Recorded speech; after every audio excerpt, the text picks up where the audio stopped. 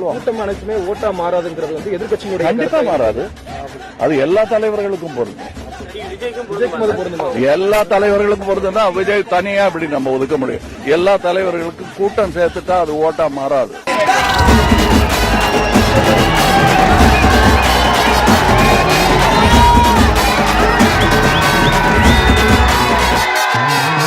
பள்ளிகளில் கல்லூரிகளில் இத்தகைய சாதிக மோதல்களை தடுப்பதற்குரிய பல்வேறு நல்ல ஆலோசனைகளை நீதிபதி சந்துரு அவர்களுடைய தலைமையிலான அந்த ஆணையம் தமிழ்நாடு அரசுக்கு வழங்கியிருக்கிறது. ஏற்கனவே இருந்த தமிழ்நாடு அரசாங்கம் அதன் மீது எந்த நடவடிக்கையும் எடுக்கவில்லை. இப்படி ஒரு சாதி கொடுமை தீண்டாம அதை மாற்றிட பாடுபட்டு வெற்றி கண்ட இயக்கம் தான் நம்முடைய திராவிட இயக்கம் என்பதை கமிஷன் வந்து ரிப்போர்ட் கொடுத்தது. திரு மு க ஸ்டாலின் அவர்கள் பெற்றுக்கொண்டார். அதுக்கப்புறம் அந்த ஆணையத்தினுடைய பரிந்துரை மீது எந்த நடவடிக்கை எடுக்கும்? I don't care. அப்புறம் எதுக்காக அந்த ஆணையத்தை போடுறீங்க? அதாவது அந்த நேரத்துல பிரச்சனை இது பண்றதுக்கு பாருங்க, நாங்க கமிட்டி போட்டுருக்கோம். அவங்க பரிந்துரை வந்ததுன்னா நாங்க எல்லாத்தையும் செஞ்சிருவோம். நீங்க சும்மா செஞ்சுட்டாலும் நாங்க அப்படியே அசந்து அழுத்து தான் போயிருவோம். இங்க இருக்கிற நெல்லெல்லாம் வீணா போயிருவோம். வேலை வேணாம் போ. மக்கள் மத்தியில ஒரு அபிப்பிராயத்தை உருவாக்குவதற்கு அது பயன்படுத்தப்படுகிறதே தவிர பல லட்சம் ரூபாய் செலவழித்து உருவாக்கப்பட்ட அந்த ஆணையத்துடைய பரிந்துரைகள் முறையாக அமல்படுத்தப்படவில்லை என்று சொன்னால் அதனால என்ன பிரயோஜனம்? எந்த பயனும் இல்ல. அப்ப எதுவுமே பண்ண மாட்டீங்களா? ஐயோ, அது நீ கோட்டு போட்டுனாவா இல்ல கோமணம் கட்டிக்கிட்டாவா அதை பத்தி எனக்கு கவலை இல்லை. ஏன்னா கோமணம் கட்டினவங்களா இனிமேல் ஆட்சிக்கு வந்தாலும் வருவாங்க. அதுக்கும் போடுவதற்கு இந்த நாட்டில் ஒரு கூட்டம் இருக்கும். அது என்னங்க இந்த மன்னர் பரம்பரை மண்ணாங்கட்டி பரம்பரை அப்படிலாம் ஏதோ சொல்லுவாங்களே. ஓ ஃபேமிலியை பத்தி எனக்கு தெரியாதா? கொஞ்ச காலத்துக்கு முன்னாடி உங்க அப்பா மேட்டுப்பாளையம் பஸ் ஸ்டாண்ட்ல பிக் பாக்கெட், உங்க அம்மா காஞ்சிபுரம் மார்க்கெட்ல பிளேடு போட்டாங்க. என்னமா ராயல் ஃபேமிலி மாதிரி பேசுறீங்க? நாங்கள் நினைத்திருந்தோமையானால் இந்த ஆட்சியை அமையாமல் செய்திருக்க எங்களால் முடிந்திருக்கும். டெல்லி, இவனை உயிரோட விட்டா நமக்கு ஏதாவது பிரயோஜனம் இருக்குது? நீங்க என்ன உயிரோட விட்டா நான் உங்களை உயிரோட விடுறேன்.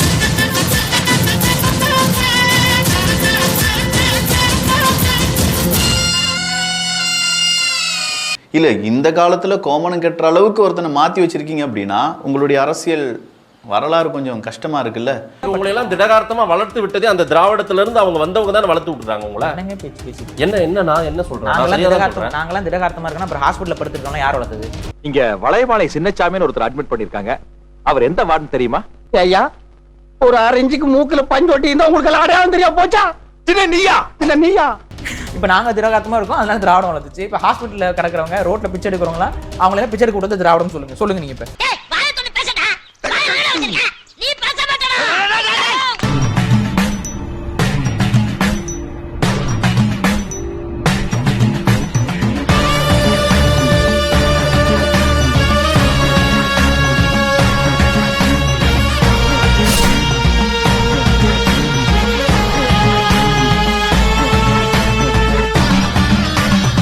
நம்ம சேனலோடைய வளர்ச்சிக்கு நீங்கள் கான்ட்ரிபியூஷன் செய்யணும் அப்படின்னு நினச்சிங்கன்னா இந்த QR கோட் மூலமாக உங்களால் முடிஞ்ச அமௌண்ட்டை நீங்கள் கான்ட்ரிபியூஷனாக நம்ம சேனலுக்கு அடிக்கலாம். நன்றி. இந்த கோமணம் விஷயம் அப்படிங்கிறது சாதாரணமா கடந்து போகக்கூடிய ஒரு விஷயம் கிடையாது. ஏன் கோமணம் கட்டுறவங்களாம் நாட்டை ஆளக்கூடாதா?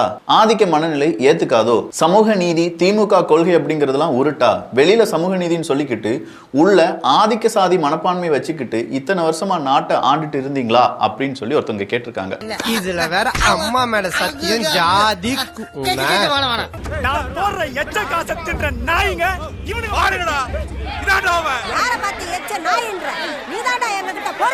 மக்கள் யோசிக்கிறாங்க. அப்ப இவ்வளவு நாள் சமூக நீதி அப்படின்னு சொல்லி நம்மகிட்ட பித்தலாட்டம் பண்ணிட்டு இருந்தாங்களா? ஒருத்தவங்க வந்து இந்த ஜென்சி மீட் அப்படிலாம் சொல்றாங்கல்ல, அதுல அந்த அக்கா பேசுறதெல்லாம் பார்க்கும்போது ரொம்ப காமெடியா இருந்துச்சு. குடும்ப கட்சி, வாரிசு கட்சி, ஆமா இந்தோ அடுத்து என் கலைஞரோட என் தாத்தா நின்னாரு, தலைவரோட என் அப்பா நின்னாரு, இன்னைக்கு உதயண்ணாவோட நின்னு போராட என் குடும்பத்துல இருந்து நான் வந்திருக்கேன், என் தங்கச்சி வந்திருக்கான், என் தம்பி வந்திருக்கான். இது மாதிரி எல்லாரும் வருவோம். உனக்கெல்லாம் மானம் சூடு சொரணை ஈனம் எதுவுமே கிடையாதா? சோறு தானே திங்கிற? இது எங்க அப்பா, அதுதான் ஸ்டாலின் அவர்களுக்கு கீழே என்னுடைய அப்பா, இப்போ உதயநிதி அவர்களுக்கு கீழே. இதுக்கே பேர் தான்டா கொத்தடிமை.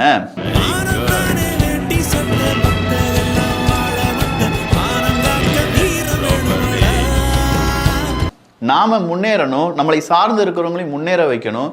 ஒருத்தவங்களுக்கு கீழே இருக்கிறது அப்படிங்கிறது கொத்தடிமைத்தனம்டா. இதுல இருந்து வெளியில வாங்க அப்படின்னா we are proud கொத்தூஸ் ப்ரோ. வாட்ஸ் ராங் ப்ரோ அப்படின்னு சொல்றாங்க. என்ன இந்த நேரத்துல ஆறுது எப்பறம் அந்த மாதிரி பிள்ளைகளை எல்லாம் வச்சு கொஞ்சிரீங்க? ஏய் சலப்பனூத்து இது எல்லாத்தையுமே பார்த்து கொண்டு இருக்கக்கூடிய நியூ ஜென் பொலிட்டிக்ஸ் ஒன்று இருக்கு பாத்தீங்களா, உண்மையான நியூ ஜென் பொலிட்டிக்ஸ்.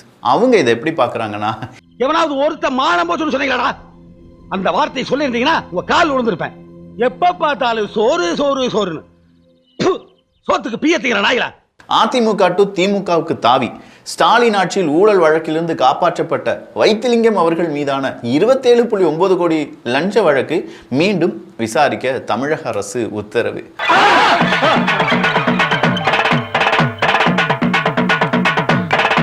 இவங்க பண்றதெல்லாம் என்ன சார் அக்கிரமமா இருக்கு சார், இவங்களாம் பண்றது ரொம்ப தப்பு சார். வைத்திலிங்கம் மீதான 27.9 கோடி லஞ்ச வழக்கை மறு விசாரணைக்கு உத்தரவு இடப்பட்டிருக்கிறது.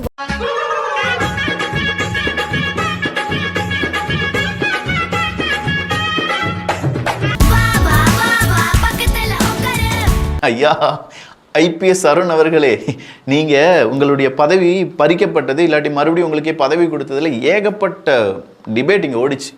நிறைய பேர் சொன்னாங்க ஐபிஎஸ் அருண் அவர்களை வச்சுக்கிட்டு லஞ்சத்தை எப்படி ஒழிப்பீங்க, எதுக்கு இதெல்லாம்? முதல்ல நீ முன்னாடி வந்து இப்படி கேட்கறதே தப்பு. அவர் ஏகப்பட்ட லஞ்சம் வாங்கியிருக்காரு அப்படின்னு சொல்லி சவுக்கு சங்கர் அவர்கள் ரொம்ப ரொம்ப ரொம்ப பேசிக்கிட்டே இருக்காருன்னு வச்சுக்கோங்களேன். ஆனா திடுத்து பண்ணி பார்த்தா இவ்வளோ நாள் திமுகவுக்கு மிகப்பெரிய அளவுல வைத்திலிங்கம் அவர்கள் ஹெல்ப் பண்ணாரு, வைத்திலிங்கம் அவர்களுக்கு திமுக ஹெல்ப் பண்ணிச்சு. ஏண்டா நீங்க 3 பேரும் கூட்டுக்கலவரையா இருந்துட்டு சட்டத்தையா ஏமாத்துறீங்கன்னு 3 பேரும் ஒரே லாக்கப்ல 15 நாளைக்கு கிடக்குறாங்க. ஜட்ஜ்மெண்ட் இருக்காரியா ஜட்ஜ்மெண்ட். அந்த வாஷிங் மிஷின்ல போட்டு துவைச்சு அடைச்சு வெள்ளையாக்கி அவங்களுடைய ஒட்டுமொத்த லஞ்ச வழக்கெல்லாம் இல்லாமல் செஞ்சிச்சு.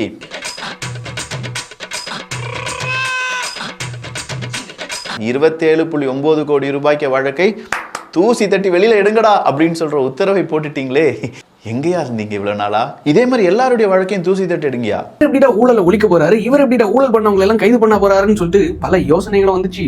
முதல்ல ஒரு நல்ல காரியத்தை செய்ய போறேன், என்ன ஆசீர்வாதம் பண்ணுங்க. என்ன அடிக்கிறது என்கிட்டவே ஆசீர்வாதம் கேட்கிறானே. மக்களுக்கு இதெல்லாம் நடந்தாதாங்க நல்லது. ஒரு மோனோபோலி அப்படின்னு ஒன்று சொல்லுவாங்க, நான் என்ன வேணாலும் செய்வேன், எதிர்த்து கேள்வி கேட்கக்கூடாது, என்னை எதிர்க்கிறதுக்கு இங்கே யாரா இருக்கா அப்படிலாம் சொல்லி ஒரு மோனோபோலியா இருந்த ஒரு சிஸ்டம் இப்போ கம்ப்ளீட்டா துடை தெரியப்பட்டு வருகிறது. யார் தப்பு செஞ்சாலும் அங்க தண்டிக்கப்பட வேண்டும். 15ஆம் தேதி தான் திமுகவுக்கு டெட்லைன். உதயநிதியோட கைது வரைக்கும் இது போகும்.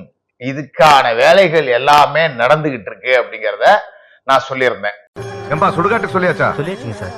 ஏன் பாட ரெடியா? சீக்கிரம். என்னடா அவனுங்களை அடிச்சதுக்கே பயந்துட்டியா? அவனுங்களுக்கு சியர்ஸ் சொல்லி சிப் அடிச்சேன், உனக்கு ஒரே கல்பா அடிச்சு ஊறுகாய நக்க போறேன்.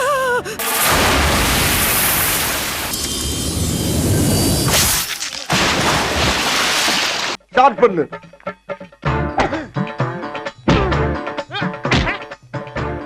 இங்கிட்டு வா. அப்படியா படைக்கலடி மண்டையில மட்டும் அடிச்சிடாத, குலக்கேசல் உள்ள போயிருவேன்.